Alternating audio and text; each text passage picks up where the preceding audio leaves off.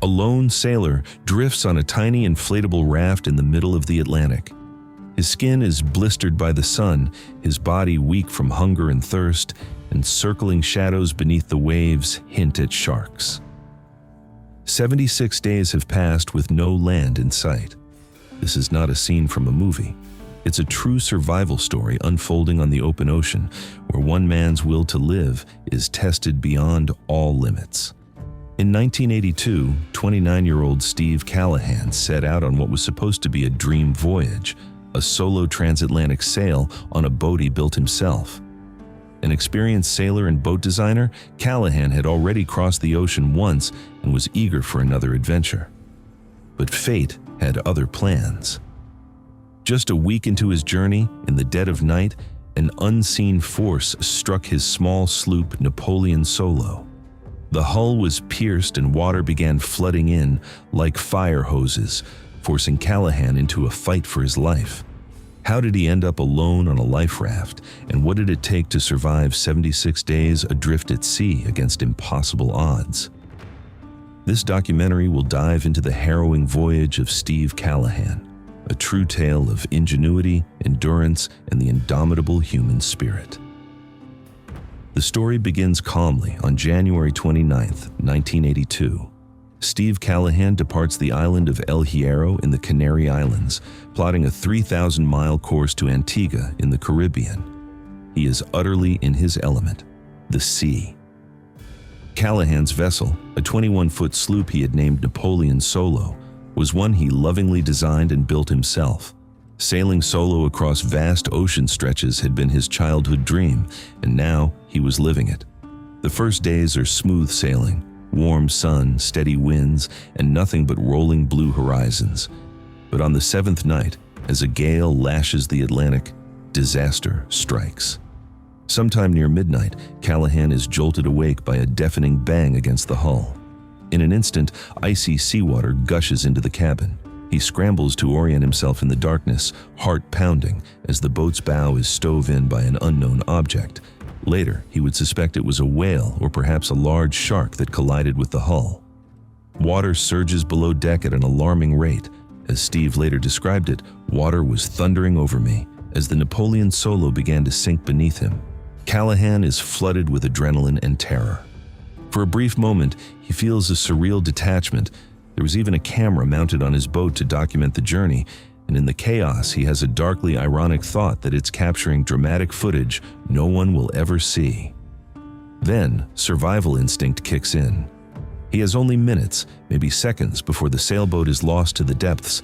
In total darkness and rising water, Steve gropes for his emergency ditch bag and life raft. The life raft, a circular rubber inflatable about 6 feet across, is his last refuge. But it won't help unless he can grab supplies. With the boat foundering, Callahan makes a split-second decision. He dives into the flooding cabin to retrieve anything that might keep him alive. Holding his breath, he plunges underwater inside his own sinking yacht, feeling his way in the cold, murky space. On one dive and then another, he grabs at critical items: a spear gun, some packets of food and cans of provisions, a few flares, his sextant and navigation charts, an emergency kit, even a tattered sleeping bag. Each time he resurfaces, gasping, inside the tilted cabin, the water level is higher.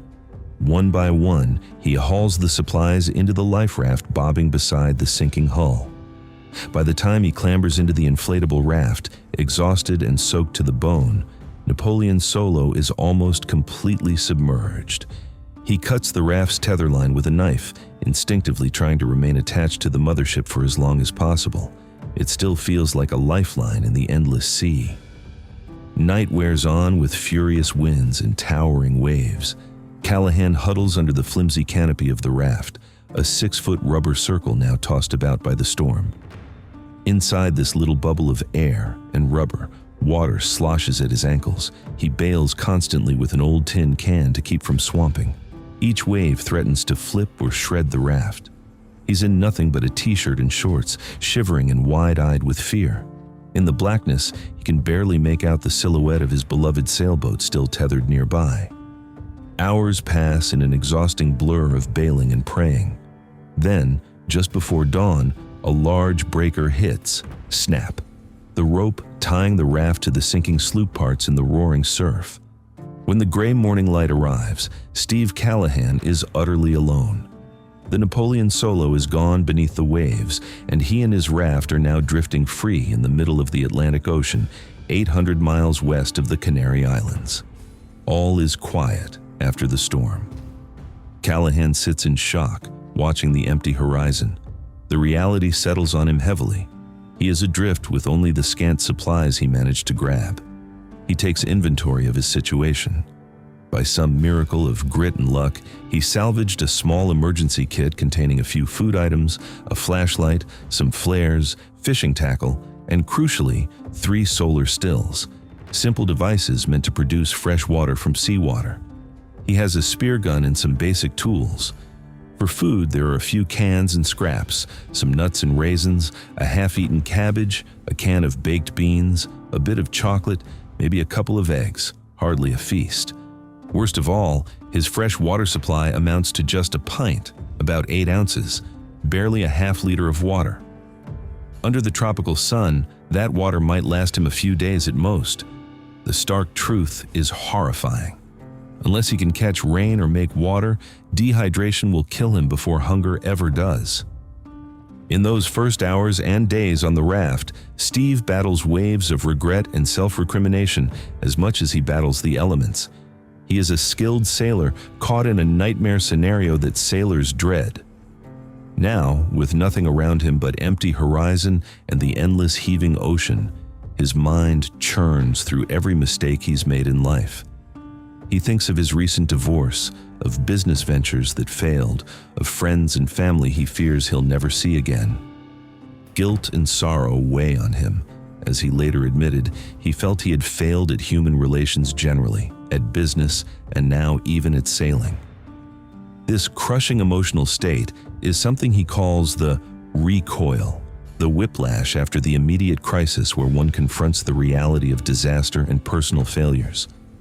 For about 2 weeks, alone with his thoughts, Callahan wrestles with despair. The life he knew has been swept away, and he is faced with the monumental question, how do I survive? Every morning, Steve forces himself to push aside panic and focus on survival tasks. Routine becomes his salvation. In the cramped raft, he establishes a daily schedule to maintain his sanity. Check the raft for damage, tend the solar stills, fish for food, navigate, exercise as best he can, and record everything in his logbook. Yes, he decides to keep a journal on scraps of paper, documenting each day's progress or setbacks. It's a way to impose order on chaos and to remind himself that time is still moving. With a pencil stub, he even charts his drift using a bit of ingenuity. Among the few tools he salvaged is a plastic sextant, but it's rudimentary, so he improvises one out of pencils and whatever he has on hand. By measuring the angle of the North Star above the horizon each night, he begins to estimate his latitude. It's an exercise in hope, plotting his likely westward drift with the currents, imagining where this unwanted voyage might carry him. Fishing quickly becomes a make-or-break skill for survival. In the beginning, Callahan struggles to catch anything, and he is clumsy with the spear gun in a raft that's constantly moving. The ocean, however, provides in unexpected ways. Flying fish occasionally hurl themselves onto the raft at night, startling him awake as they flop around, but providing precious protein when he grabs and eats them. Soon, larger fish appear in the raft's wake. A pair of mahi-mahi, dorado, begin shadowing his raft, curious about this odd object in their domain. Using his spear gun and sheer patience, Steve manages to spear a mahi-mahi, a major triumph that provides several meals of raw fish flesh. Over time, an entire ecosystem develops around the drifting raft. Barnacles cling to the underside, small fish nibble at the growth, bigger fish chase the small fish. Callahan becomes a part of this floating food chain. He learns to spear not only mahi-mahi, but also triggerfish, and even the occasional bird that lands, lost at sea like him. On one occasion, he succeeds in catching a sea turtle hatchling or a small shark, demonstrating the resourcefulness or desperation of a man determined not to starve. He eats everything raw and bloody right there in the raft. There is no way to make fire, and though it's unpleasant, each bite keeps him alive. I spent the next 2.5 months learning to live like an aquatic caveman, Callahan would later say. In a sense, he becomes the wild creature he must be, living off raw fish and rainwater, half naked under the sun, surviving day to day. Water, however, remains the most critical worry. Surrounded by undrinkable salt water, Steve's only lifelines are the solar stills and whatever rain squalls might bless him. The solar stills are clever but primitive devices, basically inflatable clear plastic cones that use sunlight to evaporate seawater and collect a bit of fresh water each day. Callahan has 3 of them, but they are an early prototype model from World War II, and he has no instructions. In his first days adrift, he can't get them to work properly. He even sacrifices one still by taking it apart to understand the mechanism. Through trial and error, he finally coaxes the remaining stills into operation. Each day, under the ruthless sun, they yield just a trickle of water, on average a bit over a pint total, around half a liter per day. It's barely enough. Steve remains chronically parched, his tongue often sticking to the roof of his mouth. Whenever a rain shower passes, he frantically spreads anything he can, cups, tarp, his own clothes, to catch the precious raindrops. Those brief tropical downpours are holidays for him, moments where he can drink his fill and even allow himself a shower by rinsing the salt off his skin. But such moments are few. Most days, the sky is a merciless blue furnace and fresh water a constantly rationed treasure. Through all of this, dangers lurk around and within the raft. Sharks become an occasional terror. In the stillness of the night, Steve sometimes hears them, the soft brush of a body against the raft bottom or a telltale dorsal fin slicing the moonlit water. Once or twice, a shark bumps the raft, sending a bolt of fear through Callahan's spine. He readies his spear gun, heart pounding, imagining a shark's teeth puncturing his fragile vessel. Although he has a number of encounters with sharks, some of them pretty scary, he notes that thankfully he wasn't plagued by them constantly. Still, the knowledge that large predators glide just beneath his flimsy rubber raft keeps him alert and uneasy. He even manages to kill a small shark for food at one point, but the act is harrowing and risky. More often than not, man and shark simply eye each other in a wary standoff in the empty sea. Days turn to weeks. Callahan drifts westward on the currents, roughly following the equatorial flow that pushes from Africa toward the Caribbean. To keep himself sane, he talks aloud to the ocean and the creatures around him. The mahi-mahi that follow the raft become his companions in an odd way. He even gives names to a couple of the fish, recognizing their patterns and quirks. They are both food and friends. He feels a kinship with them as fellow survivors of the sea's vast wilderness. They became a sort of spiritual center for me, he would later reflect. These bright green and gold fish, always gliding beneath him, are a reminder that he is not entirely alone. Life teems around him, even if human help is nowhere to be found. Every dawn on the raft brings a glimmer of hope, and every sunset, a descent into gnawing despair. Around day 14, 2 weeks into his ordeal, Callahan spots the silhouette of a ship on the horizon. It's the first sign of civilization he's seen since losing his own vessel. His heart surges. Fumbling in excitement, he grabs a flare. As the ship comes closer, or rather, as he drifts nearer to a shipping lane, he ignites the signal. A red flame sputters into the daylight sky, and thick smoke coils upward. Steve waves frantically and shouts into the void. For a moment, it seems the ship alters course. Did they see him? He allows himself to imagine rescue. But the large vessel does not stop. In horror, he realizes it's continuing on, plowing over the horizon and leaving him behind. They never notice the tiny life raft in the vast ocean swells. Despair sets in deeply that night. That ship was his best chance, and it vanished.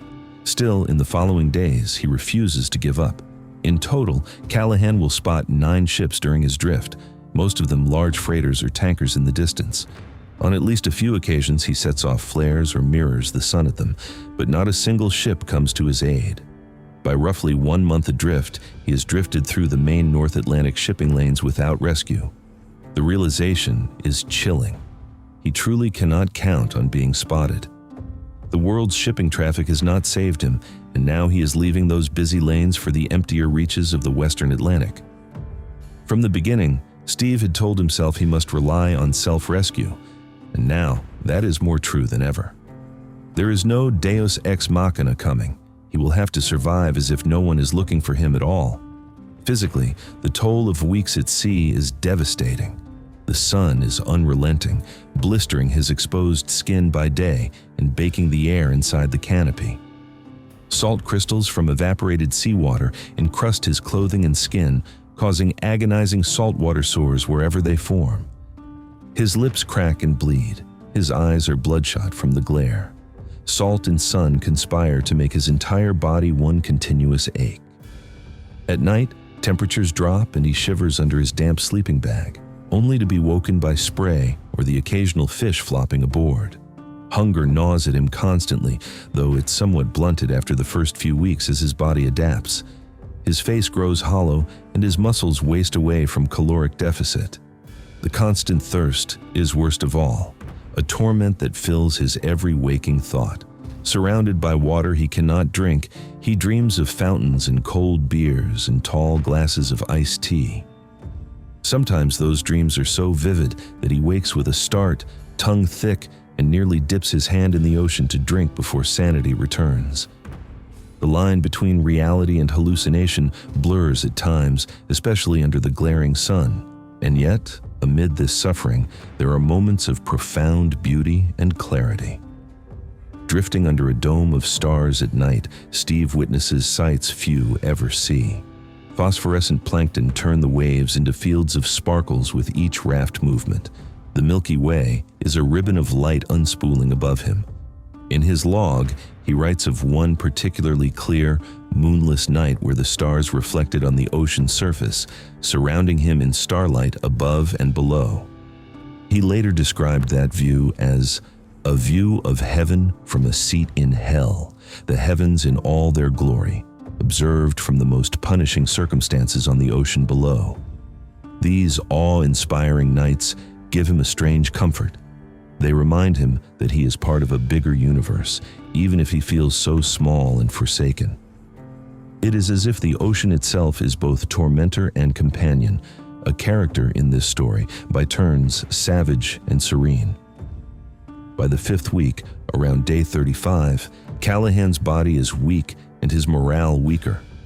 He has been alone for over a month, longer than he ever thought possible.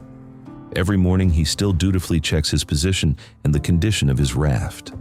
Based on the stars and sun, he believes he's drifting west and a bit north, which theoretically should take him toward the Caribbean. But that destination is thousands of miles away. The raft is holding up reasonably well so far, a credit to its design and to Steve's constant care. He routinely inspects its seams and reinflates any soft chambers with a hand pump. Each day is a precarious balancing act of rationing. Eat too little and he might not have strength to fish. Eat too much and he'll exhaust his meager food stores early. He combats his mental fog by doing small exercises, leg lifts, stretching, anything to keep his muscles from atrophy and to give a sense of purpose. When depression and hopelessness threaten to overwhelm him, he forces himself to focus on just one task. Prioritize the biggest problem, solve it, then move to the next. This mindset of breaking the overwhelming ordeal into small, achievable goals keeps him from mentally unraveling. As he will later note, survival was about taking things one step at a time, small, achievable steps to the eventual goal. Even so, by the end of the 2nd month adrift, Steve is nearing his breaking point. The cumulative strain on his mind and body reaches a crisis on day 50. Around that time, catastrophe nearly strikes the life raft itself. One morning, Callahan awakens to find a corner of the raft sagging dangerously. A sharp object, perhaps a fish spine or a barnacle, has punctured the raft's outer layer, causing an air chamber to slowly leak. Horror grips him. If the raft deflates or sinks, he will have no shelter at all in the open ocean. Over the next days, the small tear grows into a gaping rip in part of the raft's floor. Seawater seeps in. Steve fights back with everything he has. For 10 excruciating days, he is engaged in a near-continuous battle to keep the raft afloat. He uses his pump frantically to replace the leaking air and bails water around the clock. Sleep becomes a luxury. He can only collapse in exhaustion for minutes at a time before the urgent need to pump or bail wakes him. This period is pure nightmare. Callahan is weak as it is, and now he's expending precious energy in a race against drowning. Each sunrise finds him still pumping, the hole not yet fixed, his body running on fumes. At his lowest ebb, after days of futile struggle with the raft's leak, Steve finally loses hope. It is now around day 60, and he hasn't had proper rest in days. One hot afternoon, dehydrated and delirious, he pauses his incessant pumping. The rubber floor is sloshing with water. The raft is sagging and half deflated on one side, despite all his efforts. His hands are covered in blisters from working the pump, and his arms feel like lead. Looking around at the endless horizon, something inside him cracks. He breaks down in tears, sobbing under the pitiless sun. In his log or memory, he later notes that he essentially gave up in that moment. It seemed inevitable that the raft would fail completely, and he would slip under the waves, ending his torment. Perhaps, he thinks grimly, that might be a mercy. But as the daylight fades on this darkest of moments, a survival instinct deeper than conscious thought reignites within Steve Callahan. In the silence, he becomes terrified of dying, truly afraid that if he falls asleep or lets exhaustion win, he will drown in his raft, and no one will ever know or find him. That fear shocks him back to action. With trembling hands, Steve rummages through his kit for the repair materials included in the life raft's emergency supplies. There, he finds a tube of rubber cement and some patches. Summoning strength he didn't know he had left, he carefully cleans the area around the tear and applies a patch to the raft's inner bladder. His hands shake as he smooths it down and waits, praying it will hold. The repair isn't perfect, but it starts to slow the leak. He reinforces it with every bit of glue and fabric he can find, working methodically through the dusk and into the night, illuminated only by faint starlight and sheer determination. When he finally gets the upper hand on the leak, Callahan feels a surge of triumph like nothing before. He has overcome the impossible, patched the raft, and saved his own life with minutes to spare. "It felt like the biggest victory of my life," he would later say of that moment. Indeed, in his waterlogged, half-starved state, managing to fix the raft is an act of pure resilience. The climax of his struggle has passed. He refused to surrender when death was at the door. In the aftermath, a kind of calm falls over him. The raft, though scarred and weary like its occupant, is stable again. From this point on, Steve enters what he calls the hanging on phase. He has patched the raft, but now he must simply endure whatever time remains until either rescue comes or his body fails. Each day, he watches the minutes tick by on his wristwatch, amazingly still functioning. Time becomes at once his enemy and his comfort. An enemy because it brings prolonged suffering. A comfort because every passing minute survived is 1 minute closer to a potential rescue. His routine becomes even more Spartan. He moves as little as possible to conserve energy. The ocean, as if spent from testing him, offers periods of eerie calm. The sunrises and sunsets blur together in their beauty. He continues to catch fish when he can, though he's so weak now that the effort of pulling in a thrashing mahi-mahi leaves him gasping. He's lost a tremendous amount of weight, his bones protrude and his muscles have wasted. He estimates later that he's lost 1/3 of his body weight, dropping down to around 100 pounds from his normal 150. Each movement feels like lifting stones. Worse, in the final stretch of his ordeal, Steve's solar stills begin to fail. After so many weeks of use, the flimsy devices degrade. Perhaps the membranes tear or they grow fouled with salt. One by one, they stop producing even that meager pint of water a day. Callahan scrambles to repair them, but finds it increasingly difficult to coax any fresh water out.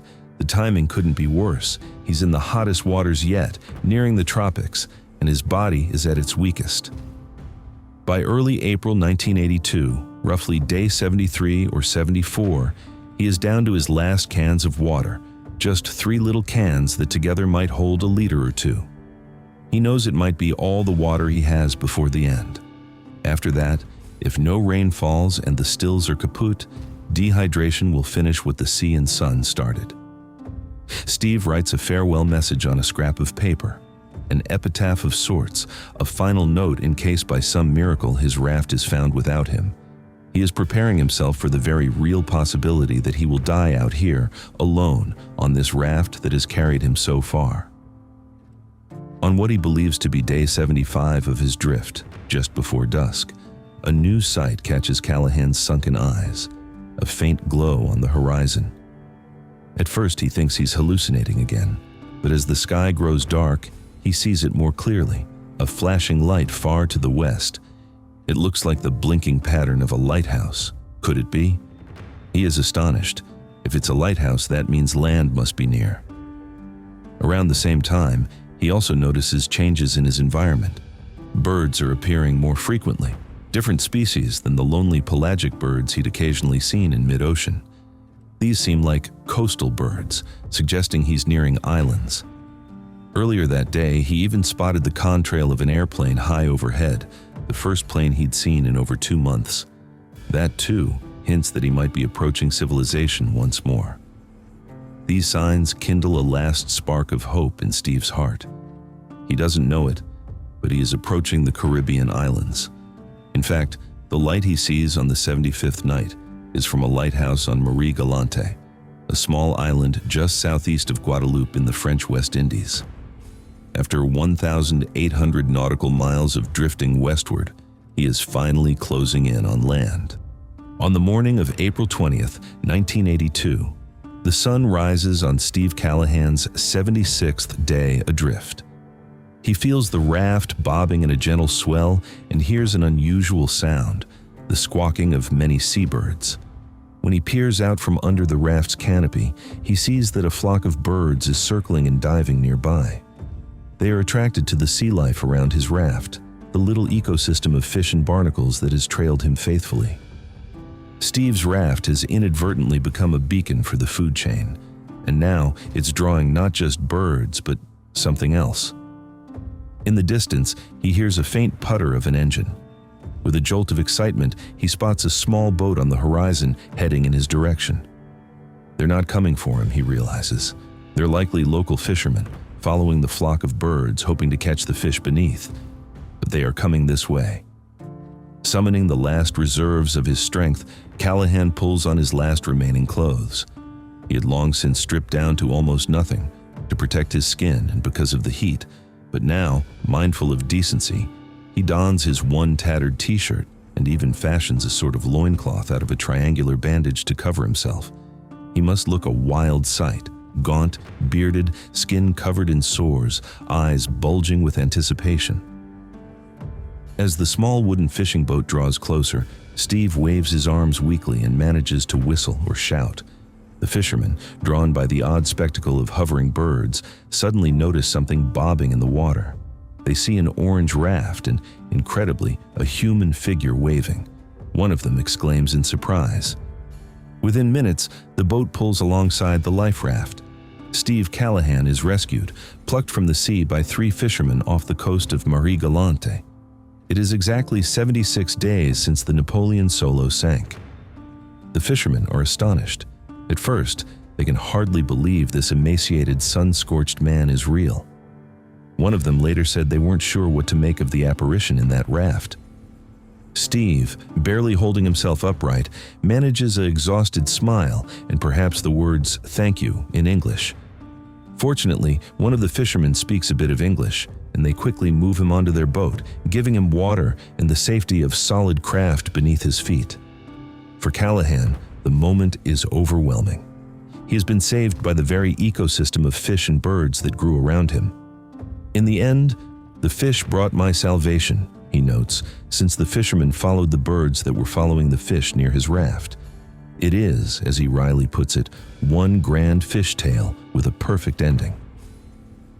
As the reality sinks in that his ordeal is over, Steve lies in the bottom of the fishing boat, looking up at the blue sky he knows so well, and allows himself at last to relax.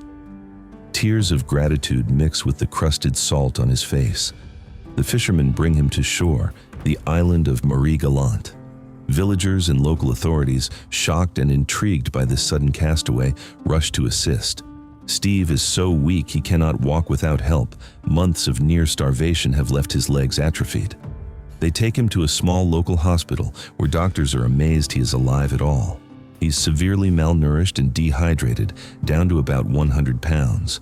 Yet aside from the numerous infected saltwater sores and his weakened state, he is largely intact.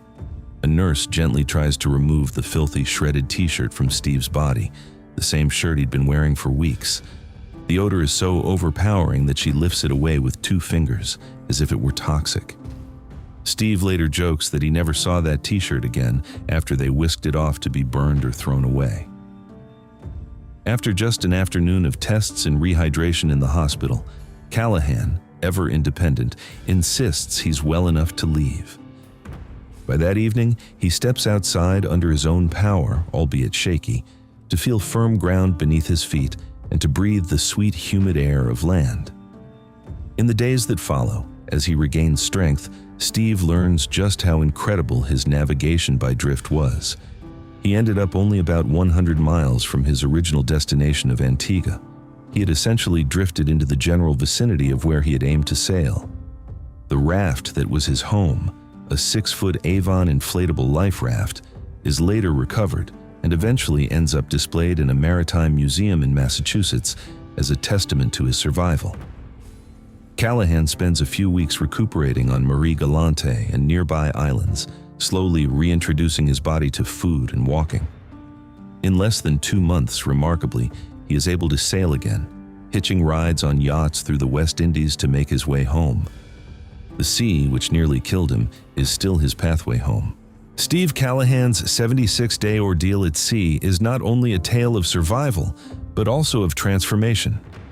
Facing nearly 12 weeks of isolation and mortal peril, he emerged with a newfound perspective on life and the ocean. He described his nights alone under the stars as seeing a view of heaven from a seat in hell, a poetic reflection of finding beauty amid suffering. Despite enduring starvation, dehydration, and despair, Callahan has said he does not regret those 76 days on the raft because the experience changed him for the better. It taught him profound lessons in self-reliance, the value of life, and humanity's bond with nature. Even after coming so close to death, Steve did not turn his back on the sea. He continues to sail the world's oceans, calling them the world's greatest wilderness, and has inspired countless others with his memoir, Adrift. His story stands as a powerful reminder of the resilience of the human spirit and the ingenuity one can summon when pushed to the brink. Adrift at Sea, 76 Days Lost in the Atlantic, is a true survival story that speaks to our deepest fears and our highest hopes. If Steve Callahan's incredible journey moved or inspired you, please like this video and subscribe to our channel for more amazing true stories of human survival and adventure. Thank you for watching, and until next time, remember to hold on to hope, even in life's most desperate moments, because you never know when salvation may appear on the horizon.